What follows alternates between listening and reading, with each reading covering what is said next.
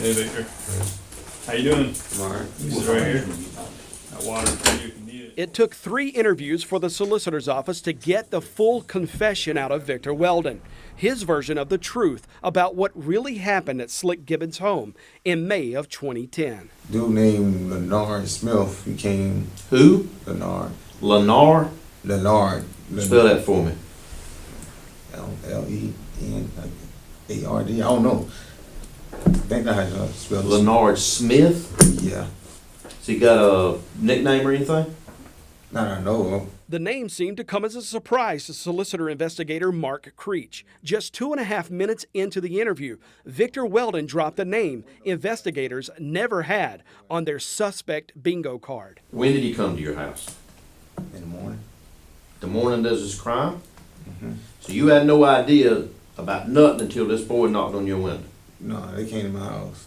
It was Leonard. He came knocking at my house. Weldon went on, claiming a man called Peanut drove him, Leonard Smith, and a man named Kevin Millette to Slick's home. Then he knocked on the back door. He cracked it and opened it and screamed my name, so I got up. He said he wanted to hit a lick because his brother was in jail. 3 or 4 o'clock in the morning. His brother's in jail. He wants to hit a lick, which means he wants to go rob somebody. Is that what hit a lick means? You go outside with him and sit in his car. And who else is in there? Kevin Millette. It's somebody else, but I don't know. I don't know him. He told investigators Peanut dropped the 3 off at Slick's home. They slipped into his open garage and hid in a storage room. Probably was just sitting there about 5 minutes and he came out. Come out Slick. Yeah. Come out that back door. When we ran out, I was like the second one behind somebody. I don't know who I was behind, but we ran out. That might have been Kevin first, but what was they threw him on the ground, sat on his legs and checked his pocket, told him stop moving, stop screaming. Okay. Where were you at during this time? I was with him right there. Were you sitting on him too? No. What were you doing? I went in his pockets. You were going through his pockets. Then what happened? I think they tried to put tape on Leonard, tried to put tape on him. Where'd the tape come from? I don't know. By the time they finished with Slick, the 67-year-old was covered in blood, his glasses smashed, and he couldn't walk. Slick told investigators the 3 ran out of his garage. He crawled up to look out of a window to see what they drove off in, and one of them jumped out of the back of the truck to finish him off. The final strike knocked him out, and the attack was over. And they were like, yo, where's the rest of it? I think took the shoes off looking for it, and that was less than 2 minutes, and we left in his other room. After more than 13 years of lying and proclaiming his innocence, Victor Weldon wanted his freedom. If he snitched, Third Circuit Solicitor Chip Finney's plea deal would erase the final 47 years of Weldon's prison sentence. Hey, man. How you doing? All right. You doing all right? In March 2023, investigators called Victor Weldon in for a lineup. You gave us 3 names and we got 3 photo lineup we want to present to you. When you pick out the person, if the person is there that you know, I need for you to circle it, I need for you to initial it, and date it, okay? The case file shows Weldon circled Leonard Smith's picture. So you're sure this is Leonard? Yeah. In April 2023, just 1 month later, Is that right? investigators brought him back in for another lineup. See if you recognize anybody. Yeah. Who? Number 2. Who is he? Not like Kevin Millette. That's Kevin Millette? And is this the same Kevin Millette that you say went with y'all and committed the crime at Slick Gibbons' house? You need to circle and date it and initial it, please. 3 months later, Solicitor Chip Finney and Victor Weldon were in a courtroom. Weldon pleaded guilty, erasing his 60-year prison sentence. Victor Weldon is set to be freed on Halloween 2025. Of all the people Weldon named in his confession, one person was unnamed, Michael Wilson Pearson. And Pearson ain't had nothing to do with this. I don't know him. I'm talking about your co-defendant that was tried with you. I know you're talking about. I don't know Pearson. He never had nothing to do with this. I don't know him. He wasn't with y'all. No. Why didn't you tell him that to begin with? Well, I did. I said I don't know Pearson. No, there's a difference in I don't know Pearson and Pearson was not there. So was Pearson there? No. Pearson ain't had nothing to do with this. He's an innocent man sitting in jail right now, is what you're telling me. Yeah. Why didn't you tell your lawyer back then that Michael Pearson didn't have nothing to do with it? He didn't ask. He asked me, do I know him? I said, no. Come on now, he didn't ask. He did. Out of the goodness of your heart, you did not tell him they got the wrong man. No. Because that would have implicated you. Because only you would have known, the only way you'd have known he wasn't there is because you were there. I know. I didn't want to go to prison. And you're telling me now he didn't do this. I don't know how his thumbprint, fingerprint got in the car. I don't know what that's about. Did you and him ever have a conversation about this case? After we got the R&E, yeah. After we got Okay, the what tell me about that conversation? he trying to figure out what the hell was going on. He was? Mm-hmm. What was he saying? Like, man, we gonna try to get to the bottom of this, and that's about it. He ever tell you he didn't do it? Yeah. Did you ever tell him you did do it? No. So you had the ability to set him free 12 or 13 years ago by telling the truth, and you've let this man sit in jail for the whole time, knowing he didn't do this. Yeah. Why? I didn't want to go to prison. How would you feel if the shoe was on the other foot? I feel bad too. In July 2023, 3 months after Victor Weldon's confession, I'll see you at Mike. Michael Pearson was in an interview room in the Clarendon County Solicitor's Office. If you don't want to talk to me, you don't want to say anything, that is perfectly fine. Last time I said something, it got me 60 years. And I'm telling him I ain't had nothing to do with it. Okay, just let me explain it. You don't have to talk to me today if you don't want to, okay? This is the story he tells us. There was several people involved. Other people went into the garage, but you didn't go in the garage. Wasn't there, period. Okay. My question to him is, why didn't you tell this to begin with? He did. No, he didn't. He told you that. He said, did not. He did not, Mike. I even asked him, did you even tell Michael? I don't know the kid. So that's where we're at. Now, is he telling the truth? That's what we got to determine. Yes. We also got to determine these other individuals that he says went in the garage with him. We got to locate them. We got to charge them. We got to talk to them. We got to get DNA. We got to do all this other stuff. Well, the sheriff's office does. And try to make a case on them. Michael Pearson spent the past 15 years of his life in the county jail and 4 different prisons over this. But despite Victor Weldon's confession, it would take another 2.5 years before he'd get his first shot at freedom. Coming up. I think he should be disbarred. I think he should not be allowed to practice law. Did you know for Thank 2 you years? for the question. I'm not going to answer any When questions did you know at of this time. Pearson's Thank you so innocence? much. What did you really lose sitting in the penitentiary? I lost my life, man.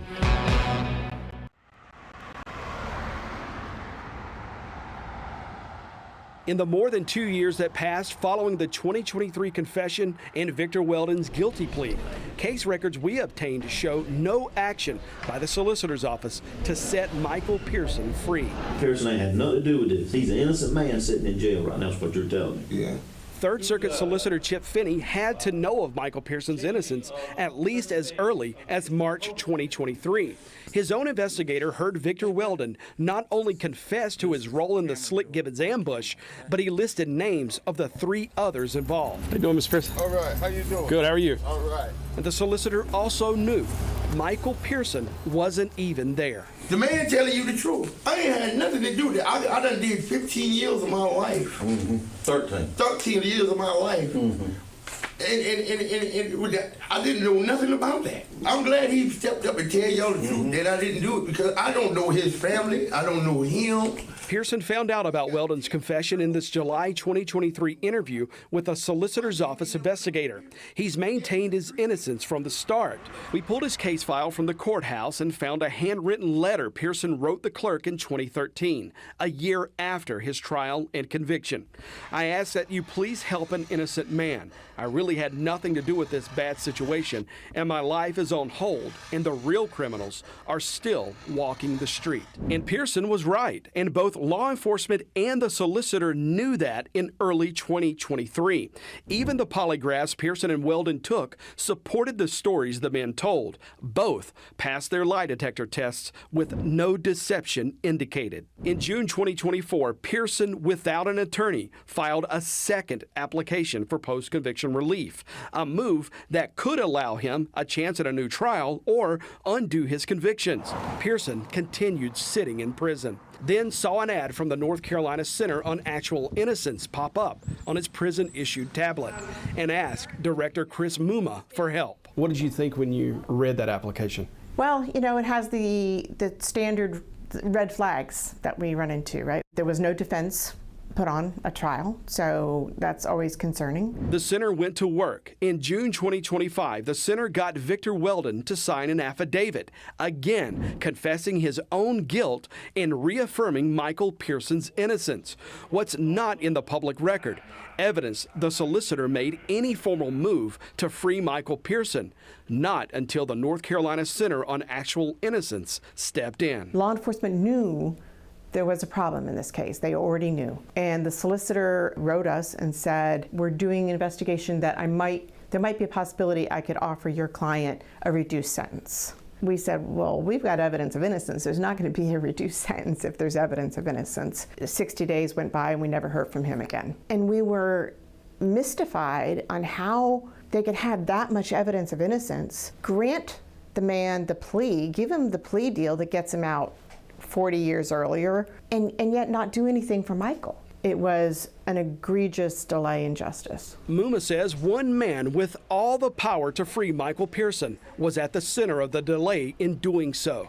That man is elected solicitor Chip Finney. It never occurred to them he was going to say, listen, you convicted an innocent man. That backfired on them. When it backfired, they went through the steps of trying to prove he was wrong, and they kept getting more and more evidence of innocence. The pushback was, we don't even know whether these facts are true. You're alleging these things. You're alleging that Victor Weldon says these things. But those facts came from law enforcement. They were questioning the sheriff department's own investigation, not mine. And they found his statement to be truthful and gave him that benefit. So it just really mind-boggling to watch how this case unraveled, and they did nothing.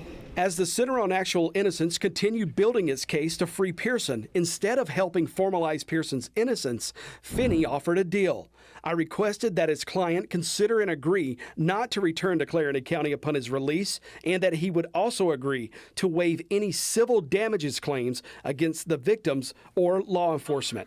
Attorneys immediately reported Finney and his offer to the Attorney General's office. Instead of going forward with a July hearing to free Pearson, the solicitor called the sheriff's office lead investigator, Captain Kenneth Clark. Hey, Kenny Clark, this is Chip Finney. I think that hearing is going to be canceled. The lawyer and I are having difficulties with each other because I asked for those 2 requests about not suing us and not moving back to Clarendon, and he thinks that's illegal on my part. So I think we're going to cancel that hearing and let them fight it out in court at some other time. Although he pitches it as a request to the Attorney General, we now know that he canceled the hearing where the conviction was going to be vacated after Michael said, no, I'm not taking conditions to get what I deserve in the justice system. In August, the solicitor filed his request for a new trial for Michael Pearson.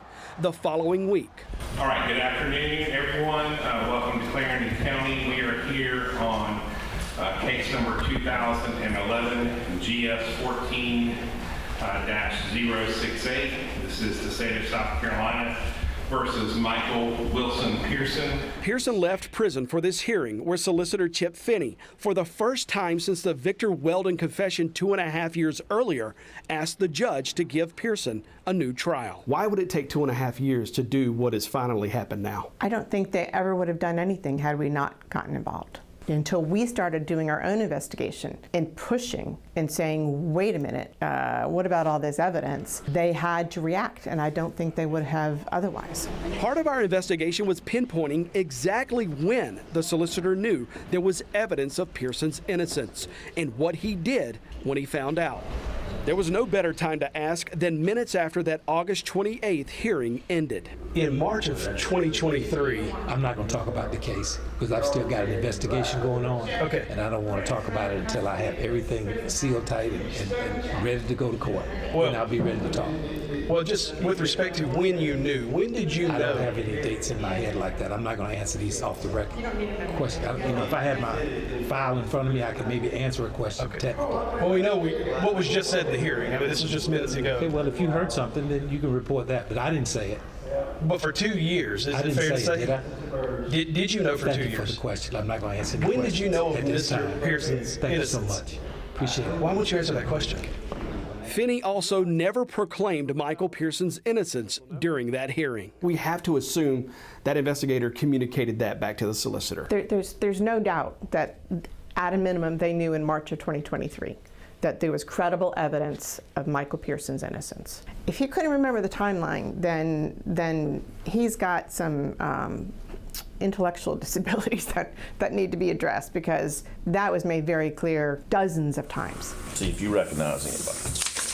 Remember that third Victor Weldon interview in April 2023? The one where he again confessed and picked out his co-conspirators' faces and lineups.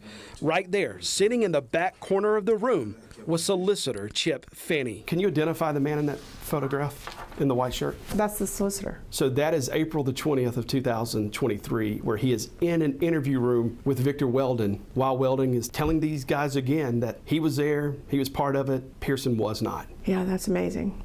Yeah, he definitely knew. Muma says the Attorney General's office had plenty of chances to catch this years ago. Instead of figuring out the truth behind Michael Pearson's convictions, Attorney General Alan Wilson and his office fought Pearson every step of the way through his appeals and every post-conviction relief application. So you think the Attorney General of the state of South Carolina could have caught this a decade ago? I think so, yes. The red flags were there. It's not just bad luck for Michael, it's injustice over and over again, where the justice system was fighting against his innocence.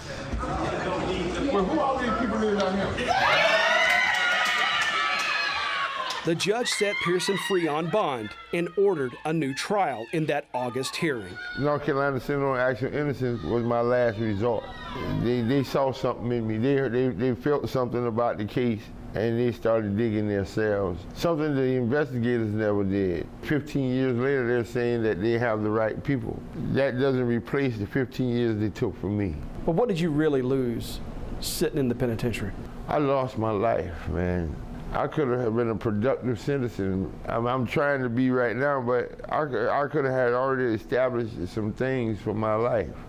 I could have had my own home. I could have had my own vehicles. God knows I could have had my own business started. Who knows? I had years to think about it. Years to think about it. And it was strong the first year. I was wondering what I could do to turn this thing around. What needs to be done to get myself proven innocent. How do you prove yourself innocent? You don't. You got to get someone else to prove you're innocent. In Michael Pearson's case, Put your initial beside it. that someone was Victor Weldon. I thank him for what he did, but I'm also angry for what he did. He withheld information that would have saved me from going to prison for 15 years. Pearson also still doesn't believe that was his fingerprint on the back of Slick Gibbons' truck. And if it was, he says there was a plausible explanation. He lived literally around the corner, yards away from Slick's auto parts store. The man live a block of, it's a Chinese food connected to the man's store. I eat them. I walk from my house through the cut to go get Chinese food. I ain't paying no attention to his El Camino. I don't pay attention to none of that. So you could have inadvertently touched. I could have. Investigators have never publicly disclosed identifying the people who left those other 4 prints at the crime scene. They were saying Michael Pearson's thumbprint was found on this car. He did it. Yeah, he did this. I don't understand why that machine didn't clear me. I don't know why they make technology and don't want to use their knowledge.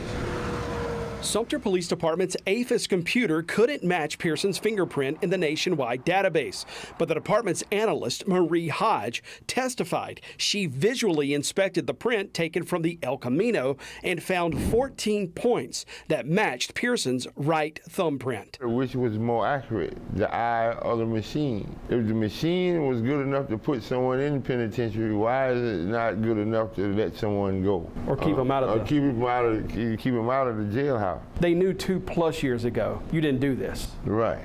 They even had the polygraph that showed you were telling the truth. Right. That Victor Weldon was telling the truth. Why did you serve another 2+ years? That's a good question. And Pearson doesn't think he'll ever forgive the solicitor or the system. Chip Finney wasn't trying to help me get out of the penitentiary. The solicitor is supposed to help an innocent man, but he didn't try releasing me. He was trying to sweep me under the rug. When we was at court, he still didn't want to confess my innocence. With all the evidence mounted up against him, not against me, that he did wrong. I didn't do anything wrong. I spent 15 years of my life in the penitentiary, and I was wrong. And he will not confess to my innocence. He will not say that Michael Pearson did not do this. On September 8th, 2025, the solicitor formally ended the prosecution of Michael Pearson. Without any public notice, Finney dismissed every charge, citing new evidence discovered. Nowhere does the solicitor mention that Michael Pearson was actually innocent. With the attitude he has with the job, he doesn't like mistakes. And if he make a mistake, he like to cover it up. You think he tried to cover this up? Yes, he did.